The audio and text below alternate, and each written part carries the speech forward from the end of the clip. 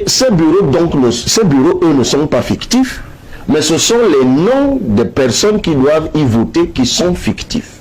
Du coup, comme le bureau de vote physique existe, le seul moyen de contrecarrer donc cela, c'est d'avoir une personne physique là-dedans qui va vous ramener le PV. Parce que si c'est un bureau de vote rempli de 500 noms fictifs, personne ne viendra voter.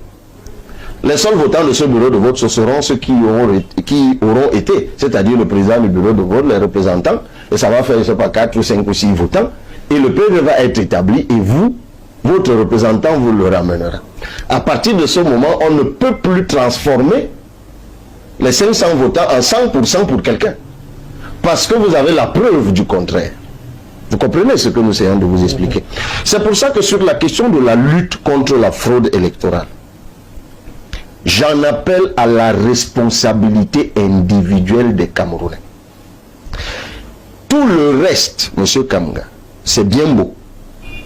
Le seul moyen efficace de lutte contre la fraude électorale reste l'être humain. Je répète, l'être humain, c'est-à-dire des personnes physiques qui vont représenter les candidats de leur choix, mais dans tous les bureaux de vote.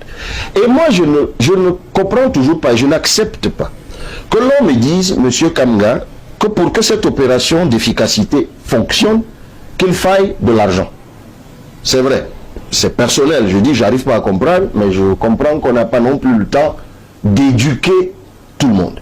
Il nous faut donc, pour chacun des candidats à l'élection présidentielle, il lui faut 33 000 personnes.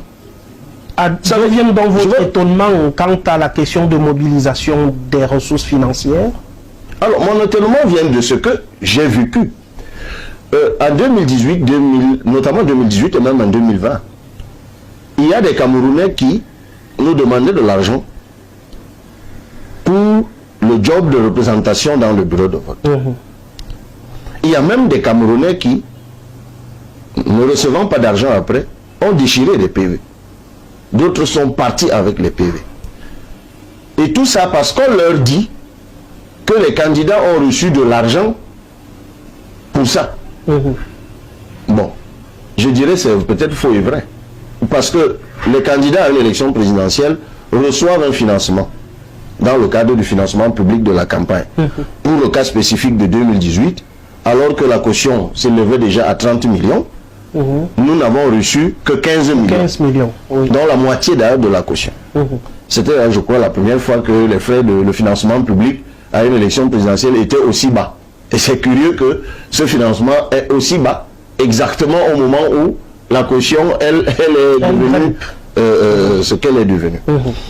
Et moi, j'en profite. Je profite de votre micro pour dire à tous ceux-là qui croient que les candidats reçoivent de l'argent pour la surveillance du vote que c'est faux. Ils reçoivent un financement dans le cadre de la campagne. Financement dont je viens de rappeler le montant, dont la modicité ne peut même pas évidemment supporter les charges de campagne. Donc la surveillance du vote pour son succès, et heureusement j'étais au Sénégal en mars pour l'élection présidentielle qui a eu lieu, et j'ai vu comment les citoyens sénégalais bénévolement se sont mis au service du changement. Et sans le moindre franc. Sans le moindre franc, bien au contraire, c'est même eux qui le cotisaient. Et c'est pour ça que j'en appelle à la responsabilité individuelle de ceux qui nous regardent. Ceux qui se sont inscrits sur les listes électorales et qui souhaitent le changement.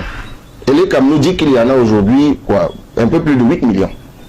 Sur les 8 millions, je présume que ceux qui veulent le changement sont au moins la moitié, donc disons 4 millions.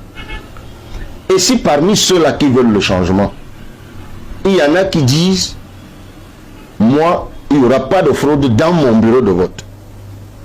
C'est-à-dire, vous allez voter, vous m'avez dit, dans votre bureau de vote, mais vous serez ce jour-là en train de courir et tout le reste.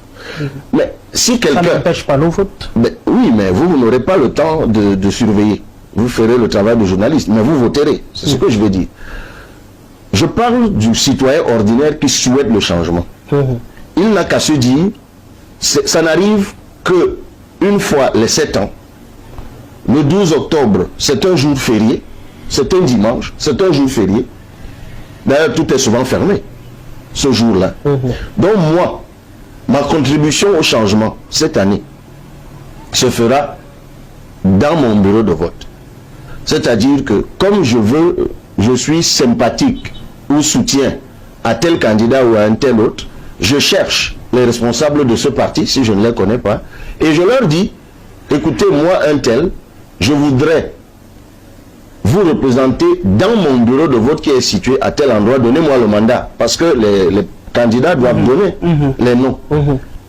Et moi, je serai assis là-bas de 8h à 18h.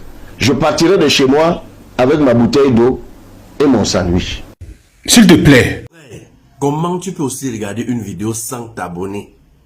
Abonne-toi.